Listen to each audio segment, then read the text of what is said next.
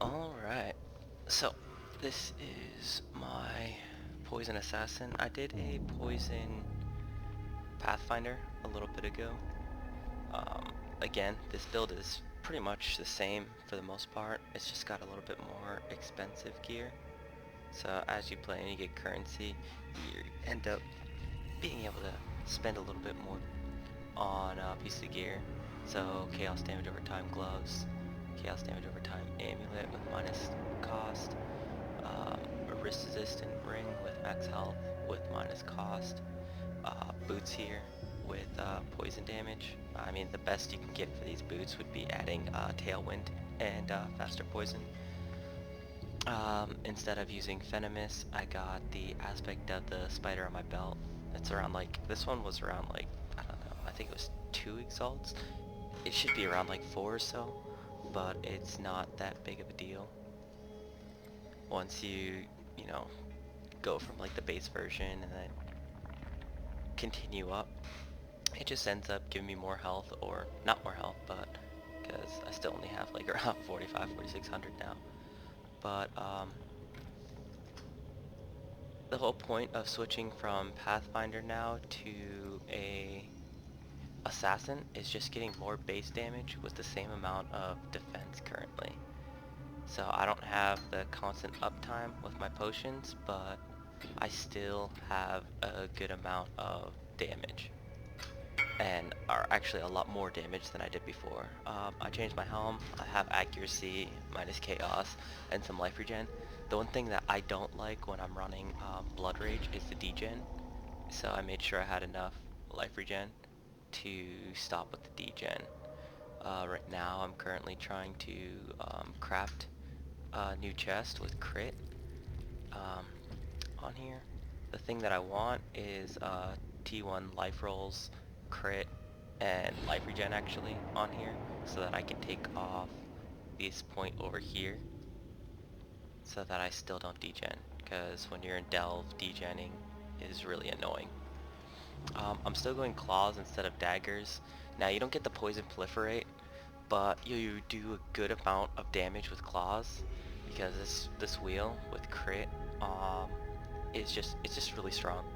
It's just hard to switch over to like just this side of daggers here, and then you don't get any of the life regen. What you could do is you could use where is it? Here, very low. No. Yeah, you can use this gem here, but a medium ring,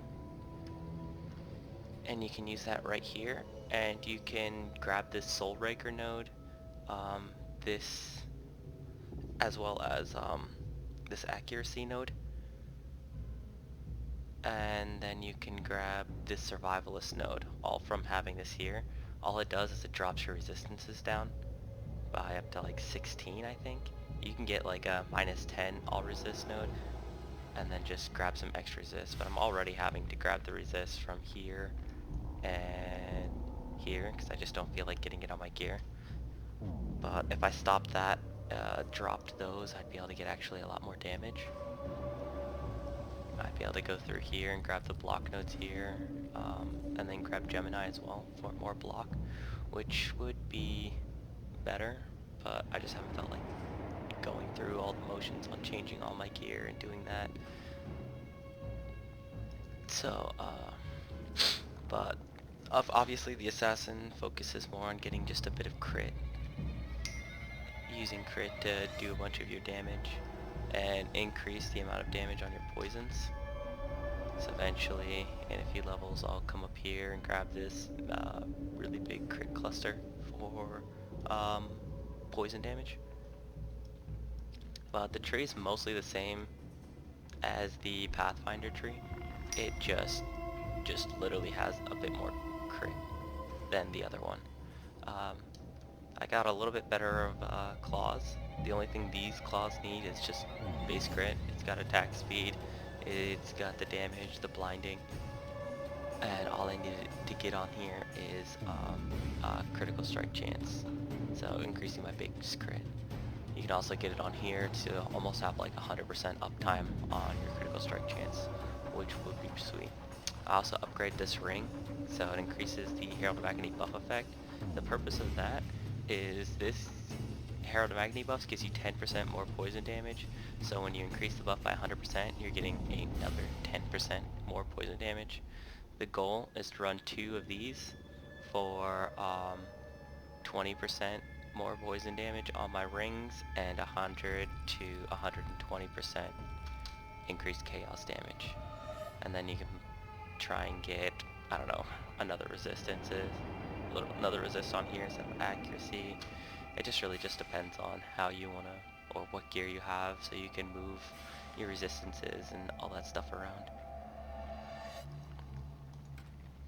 So let's go ahead and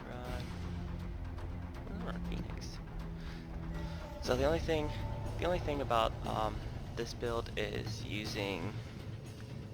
don't have Prolift, so you're pretty much running GMP all the time. Even on bosses, I mostly don't even swap to Vicious Projectile, only when I'm fighting Cyrus usually, because he doesn't have any ads really to worry about. So you can just run Vicious Projectile just to get a bunch of extra damage. It's just simply Cobra Lash, added chaos, deadly ailments, unbound ailments, vile toxins, and greater multiple projectiles. Just the regular phasing flask, Witchfire, Corlitos, movement speed, and just immunity to poison. Let's make this actually better.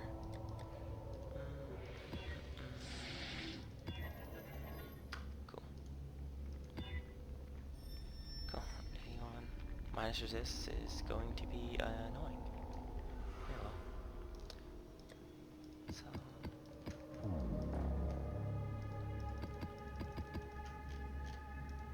here, we'll throw some Legion in there, and we'll go and check this out. So most of the defenses I was able to keep. You just got to be a little bit more antsy with your pots, because you're not, because I don't have perfect agony. So with perfect agony checked up on there, it makes it a lot easier to keep your damage up on bosses.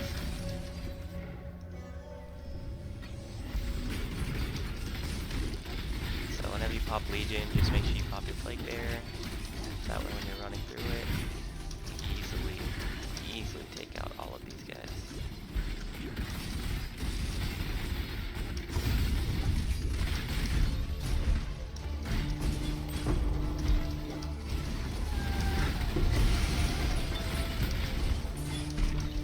And even with these, I mean, I've probably 13 or 14 builds this season already, and I've had a lot less deaths on this dude with 4600 life than I have on going like the Bleed Gladiator, Max Block, stuff like that. I've had so much better time between damage and survivability. It's just, and this build is just so nice. It's just fast, being able to do mostly whatever you want, run in on top of them.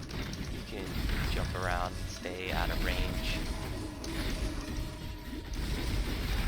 The main thing that I noticed with poison, the big thing is your attacks aren't meant to just instantly kill things. So you damage them and then you move on. You damage them and then you move on. If you stay there to try and kill them all the way down, you're just wasting time, because it's damage over time.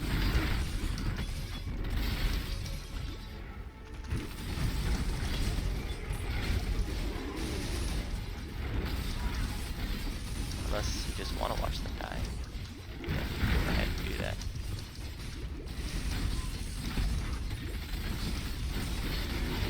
So one thing that I keep doing is I'll keep popping Withering Step.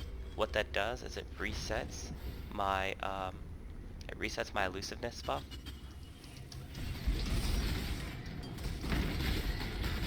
So that I keep having max dodge.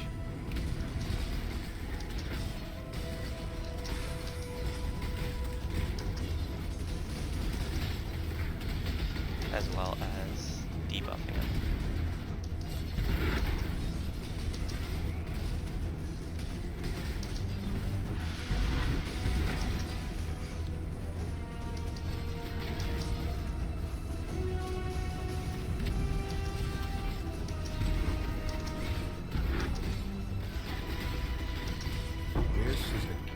to a and that crucible was actually really that easy. stretches What I the didn't do in the sacrifice last of a video, hind. I didn't pop the meta after killing the boss, so I'll even show you T16 Phoenix meta.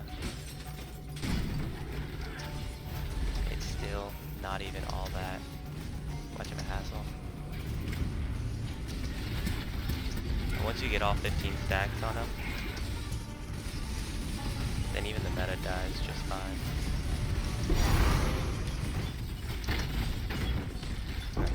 Wow, that worked. But there's the build.